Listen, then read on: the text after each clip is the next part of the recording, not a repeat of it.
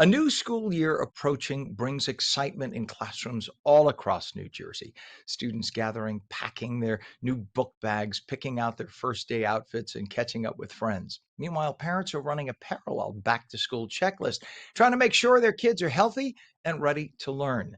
Joining us now is Dr. Katharine Clouser, who is Vice Chair of Pediatrics at Hackensack Meridian Joseph M. Sanzari Children's Hospital, to walk us through what parents should remember before sending their kids back to school. Doctor, good morning. Good to have you on with us. Good morning, Ken. Thanks for having me. You bet. Well, what are the most important health priorities for kids heading back to school right now? What do they need to be ready with? It's a really exciting time and it's kind of funny, right? Because the parents are the ones doing the homework right now, making sure the forms are in, speaking to their pediatricians, making sure that the required vaccines are up to date. And I think that one thing to remember is that it's easy to forget the fifth and sixth grade, depending on your child's age. There are some required vaccines in there. So if you haven't done them yet, make sure that you call your pediatrician's office. This week is always very busy in pediatricians' offices. But if parents have all that done, I think the most important thing to focus on this week is sleep, actually. Usually summertime, as we all remember, sleep kind of goes out the window. You're allowed a little later bedtime, sleep in maybe a little bit in the morning if you don't have camp or sports. And so it's really important this week to start to focus on that sleep hygiene, bringing that bedtime back down if you need to. About 15 minutes every night will not make it so disruptive, and really focusing on turning off those devices. I know I'm guilty of that. I'm sure that many of us are, right? Turning off those devices 10 to 15 minutes and really kind of starting that early so that you're an hour before bedtime when school starts is going to be really, really important. You really nail that with the whole, I mean, all of us, not just kids, right? During the summer when the light is out until 9:30, 10 o'clock at night, I always find myself feeling tired in the winter by about 4 or 5 in the afternoon, wanting a half an hour nap or so. Whereas in the summer, when that bright, beautiful sunshine, I keep going. And you physically, it's not that you're forcing yourself, you physically, right? Your body responds to that light, that vitamin D, and you just want to keep going. So that's so smart to take it 15 minutes, a little bit each day, so that it doesn't feel like boom, getting hit in the head. So why are back to school physicals and required health paperwork so important, especially for kids who have chronic conditions? Like my husband has really bad asthma. He has since he's a child, and he's always had to go to the pulmonologist before. So why is that so important for kids? Schools have nurses available to students, and they are wonderful. They do a ton of things. They can dispense medications, but they need a doctor's order. They need guidance from your physician to make sure that they're doing the right thing. So, seeing that doctor, getting the correct weight, making sure all your prescriptions are up to date. I think of kids with, you're right, with asthma, with chronic conditions, looking at those medications. Are they expired? Do we need to replace them? Kids with allergies, do we need to replace those EpiPens? It's really important to think about all of that. And doing those school forms kind of forces you to do it. So I know that it's one more thing to check off that list as you're buying school supplies and getting your backpack in order and doing all those things. But it really forces you to kind of take a look. Oop, I need to replace that inhaler. It turns out it's expired. And allowing your kid to have the best start in school that they're possibly able to have. And there's that new, correct me if I'm wrong, and I don't know that it's for everybody. You're the doctor, you could tell me certainly.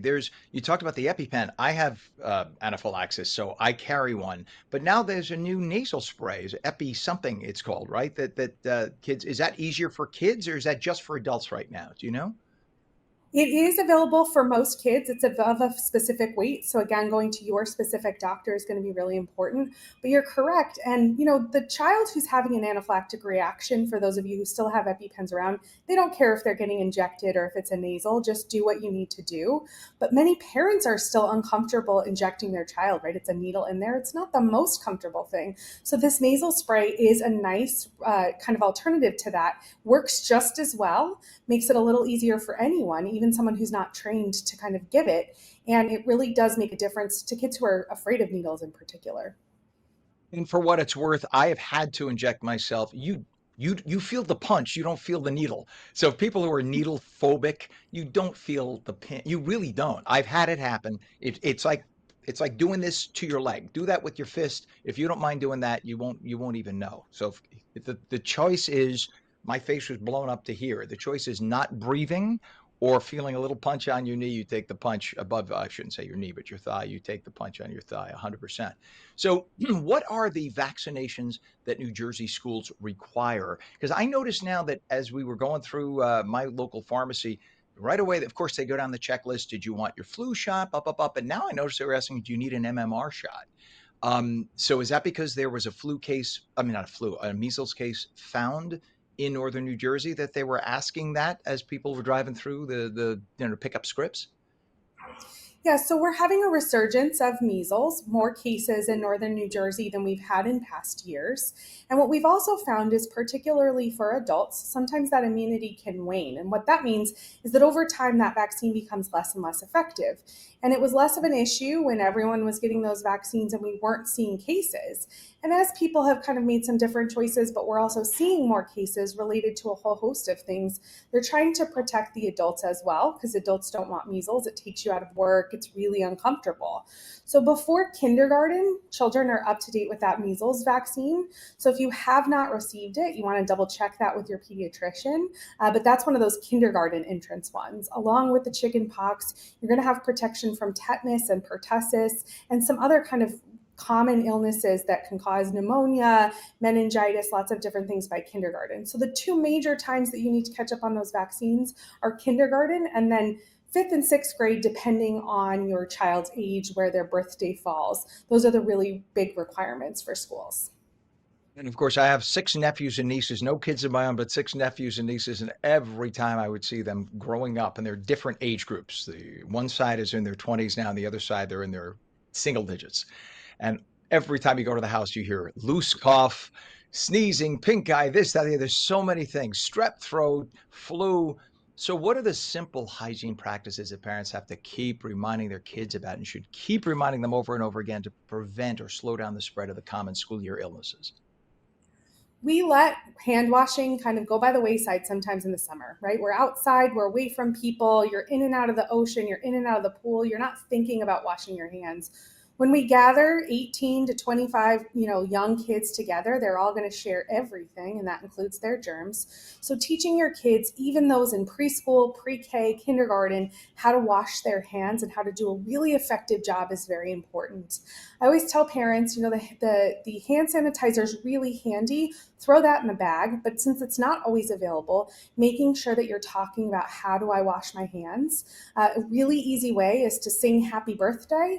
As they sing happy birthday and wash their hands, everyone knows that song. It's the right amount of time to really get the most effective hand hygiene, which is the best part of everything. And that's something that can translate whether they're at the mall, on a field trip, at school, right before lunch, however it is. The other thing is, if your child is sick, keep them home. That's going to be the best way to prevent this spread across, which I know is really challenging in some ways, but we really want to protect and make sure that not everyone in the class gets the same cold.